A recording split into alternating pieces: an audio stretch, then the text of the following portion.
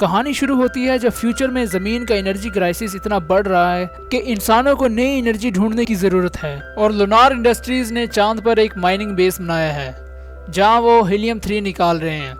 Helium 3 को इसलिए mine किया जाता है क्योंकि ये न्यूक्लियर फ्यूजन के लिए एक एफिशिएंट फ्यूल है जो अर्थ के लिए क्लीन और ज्यादा एनर्जी प्रोवाइड कर सकता है और हीलियम 3 से एनर्जी प्रॉब्लम सॉल्व हो सकती है। लुनार इंडस्ट्रीज ने मशीन को ज्यादा ऑटोमेट कर दिया है, लेकिन उनको देखने के लिए एक इंसान चाहिए होता है जो वहाँ रहे और उनके सारे कामों की जानकारी उन्हें देता रहे।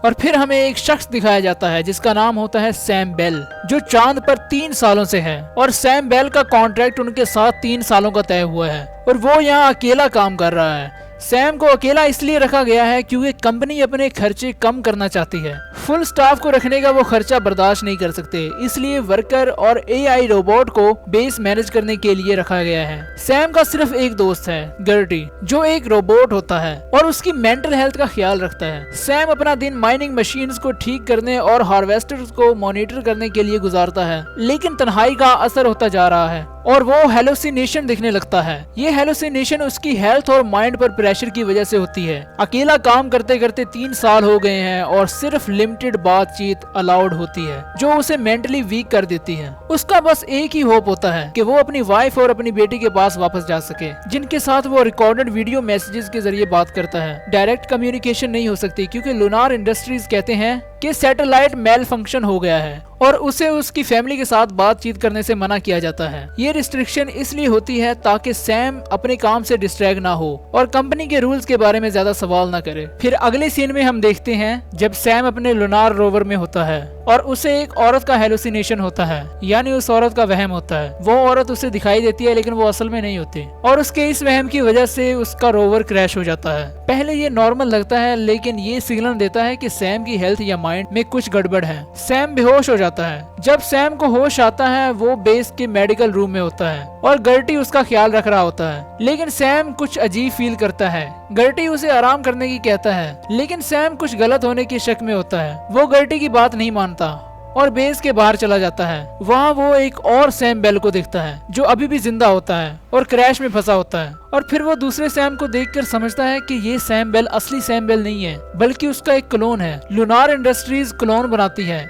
ताकि माइनिंग का काम चलता रहे और किसी और वर्कर के ऊपर पैसा ना खर्चना पड़े। जब एक क्लोन पुराना हो जाता है तो उसके अंदर प्रॉब्लम्स आ जाती हैं और फिर लुनार कंपनी उस क्लोन को हटाकर किसी और क्लोन को लगा देती है और इसे क्लोनिंग सिस्टम कहा जाता है। और ये सिस्टम कंपनी को बहुत ज्यादा फायदा देता है क्योंकि अब उन्हें नए लोगों को हायर नहीं करना पड़ता और खर्चे से भी बच जाते हैं। दोनों सैम समझते हैं कि उनका मिशन सच नहीं था बल्कि वो बहुत बड़ी साजिश का हिस्सा बन चुके हैं। वो बेस में एक सीक्रेट रूम ढूंढते हैं और वहाँ वो देखते हैं तो और भी क्लोन्स होते हैं जिनको फ्यूचर के लिए रखा होता है ताकि फ्यूचर में उनको एक्टिवेट किया जाए। कंपनी का मकसद ये होता है कि वो अपने प्रॉफिट्स को बढ़ाए और न्यू वर्कर्स के रूल ना फॉलो करने पड़े। फिर दोनों सैम प्लान बनाते हैं कि वो कंपनी को एक्सपोज करेंगे, लेकिन ये रियलाइज करते हैं कि सिर्फ एक ही सैम वापस अर्थ पर जा सकता है। जो पुराना सैम होता है वो बहुत ही कमजोर हो चुका होता है क्योंकि उसे काफी वक्त हो चुका होता है वहाँ पे और वो डिसाइड करता है कि वो यहीं बेस पर रहेगा और यहीं अकेला मर जाएगा क्योंकि उसे पता होता है कि अब वो ज्यादा दिन तक जिंदा नहीं बच पाएगा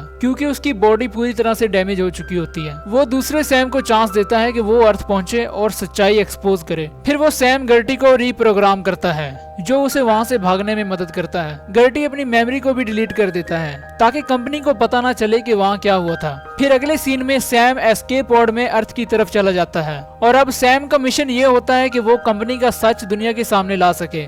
फिर हम देखते हैं कि सैम बड़ी मुश्किल से अर्थ पर पहुंच जाता है और सच को दुनिया के सामने लाता है और लुनार इंडस्ट्रीज को पूरी तरह से एक्सपोज कर देता है क्योंकि उसके पास लुनार इंडस्ट्रीज के खिलाफ पूरा एविडेंस होता है, सारे सबूत, सारी इंफॉर्मेशन होती है। उसके जरिए वो दुनिया को कंपनी के इलीगल और अनइथिकल क्लोनिंग प्रैक्टिसेस के बारे में बताता है। जब अर्थ पर लोगों को ये बात पता चलती है तो मीडिया और गवर्नमेंट इस पर इन्वेस्टिगेशन शुरू कर देते हैं। रिपोर्ट्स में ये भी सुनाई देता है कि लुनार इंडस्ट्रीज के खिलाफ कोर्ट केसेस और प्रोटेस्ट शुरू हो गए हैं। सैम के एक्शन की वजह से कंपनी का सीक्रेट एक्सपोज हो जाता है और अब लोग जान जाते हैं कि वो क्लोन्स को कैसे यूज कर रहे थे। और इसी तरह लुनार इंडस्ट्रीज वाली कंपनी पूरी तरह से डूब जाती है और यही कहानी खत्म होती है। मून मूवी हमें ये सिखाती है कि सच्चाई और इंसानियत के लिए लड़ना हमेशा आसान नहीं होता, लेकिन जब हम मिलकर खुद को सच्चाई के लिए खड़े करते हैं तब हम दुनिया को बदल सकते हैं। अगर आपको ये एक्सप्लेनेशन अच्छा लगा दोस्तों, प्लीज चैनल को जरूर सब्सक्राइब कीजिएगा और हमारे साथ बने रहिए। हम जल्दी अगली वीडियो में मिलेंगे। Stay tuned.